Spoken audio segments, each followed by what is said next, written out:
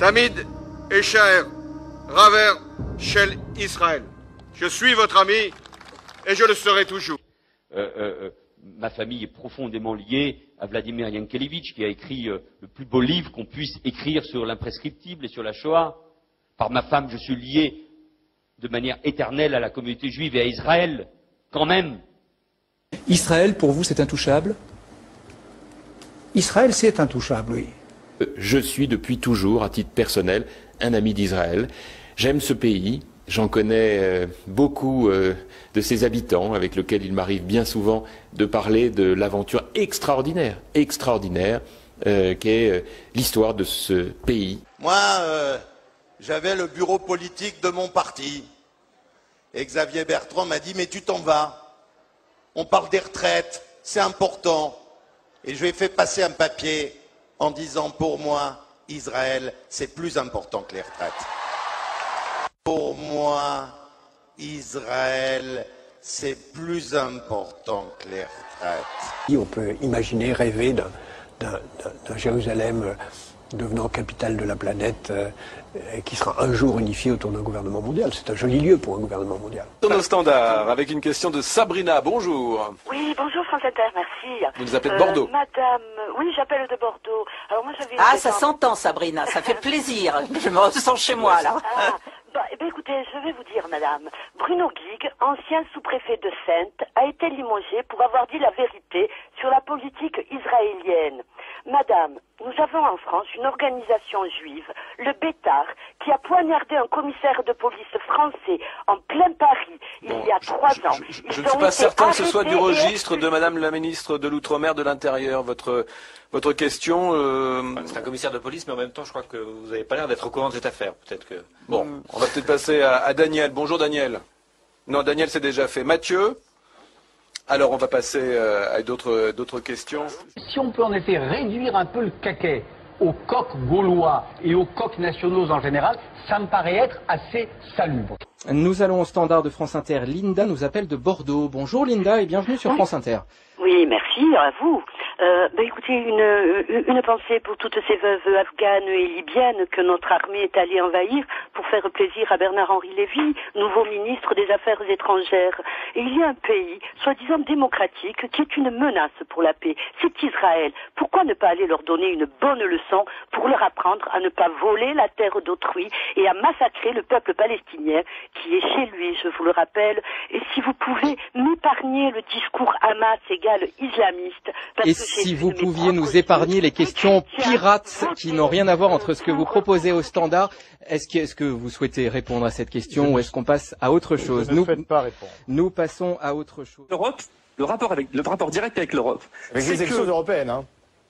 Oui. Le rapport direct avec l'Europe, et plus largement d'ailleurs avec l'Occident même, c'est qu'en France, moi en tant que Français, je n'ai pas envie que les intérêts d'un pays qui n'est pas le mien viennent obscurcir ma vision de l'état des choses, du statu quo géopolitique, si vous voulez. Je n'ai pas envie qu'on... Alors, la petite thèse du CRIF, c'est Israël est perpétuellement la victime, les méchants payera trop. Je vois pas encore le rapport avec les élections européennes. Excusez-moi, Clément. On va arrêter là. On va arrêter là parce qu'il est 19h30. Clément, Paul, Franck, Meyer Habib.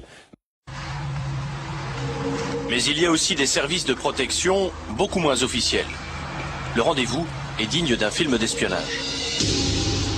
À 2 pas des Champs-Élysées, nous retrouvons David, militant à la Ligue de défense juive.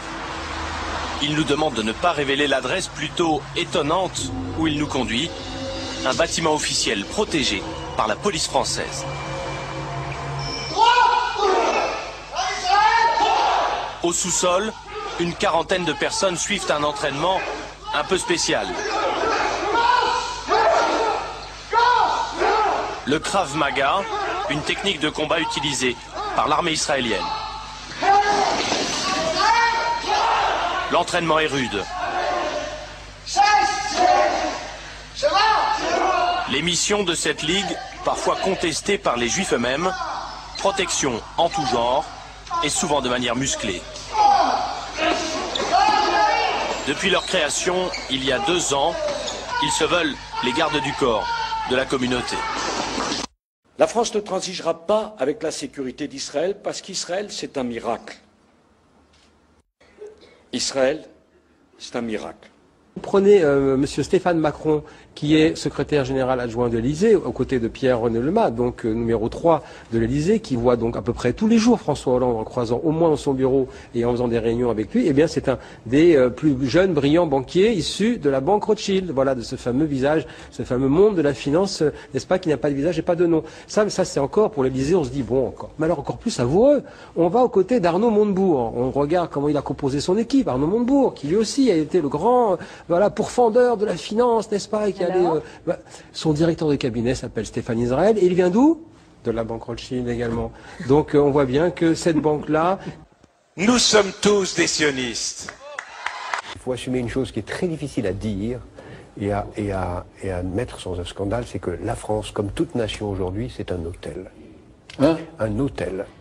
Un hôtel qui doit bien traiter ses employés, mais qui doit aussi être accueillant pour tous ses clients. Est-ce que le peuple juif a le droit à un État? Il y a un seul État La France juif. n'est pas votre État, Vous n'êtes pas monsieur. sioniste, monsieur. Moi, je suis un sioniste. La France est votre État? Oh non, pourquoi vous vivez ici? Vous êtes citoyen français, je vous demande. Oh là là, monsieur, mais attendez. C'est votre État, la France? Je vous demande. Bien sûr, je suis né en France. Donc vous voulez deux États? Arnaud Klarsfeld, 37 ans, volontaire chez les gardes-frontières, il veut se rendre utile à Israël. Je pense qu'il est important de ne pas être seulement spectateur de son destin, mais aussi acteur.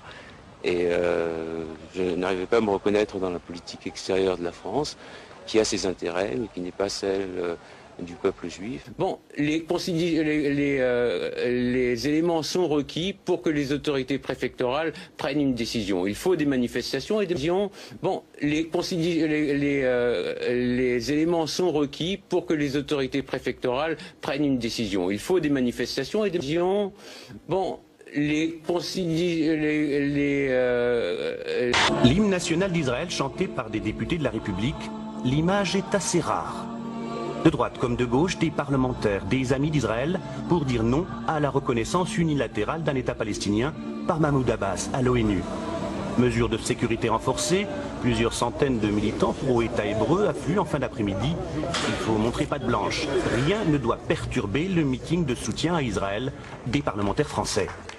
À la tribune, le socialiste Jean-Marie Le Guen l'affirme haut et fort. Il est pour la création d'un État palestinien, mais pour lui, c'est encore trop tôt. La présence de Jamel Debbouze sur ce plateau est une provocation insupportable. Un acte antisémite auquel il vous faudra répondre, monsieur Fogiel, auquel il vous faudra répondre. Je ne dis pas ça pour... je ne dis pas ça pourquoi d'ailleurs. Je ne dis pas ça. Tu veux un coup de main? Non, taisez-vous. Je me suis récemment, vous l'avez vu, je ne dis pas ça parce que je me suis récemment reconverti au fondamentalisme sioniste, enfin bon, pour des raisons qui me sont purement professionnelles, enfin spirituelles. Je trouve, enfin, j'ai une petite chose à vous dire. Et d'ailleurs, j'encourage les jeunes gens qui nous regardent aujourd'hui dans les cités pour vous dire, convertissez-vous comme moi et essayez de vous ressaisir. Rejoignez l'axe du bien, l'axe américano-sioniste. Ça me paraît important, qui vous offrira beaucoup de débouchés, beaucoup de bonheur et surtout le seul axe qui vous offrira la possibilité de vivre encore un peu.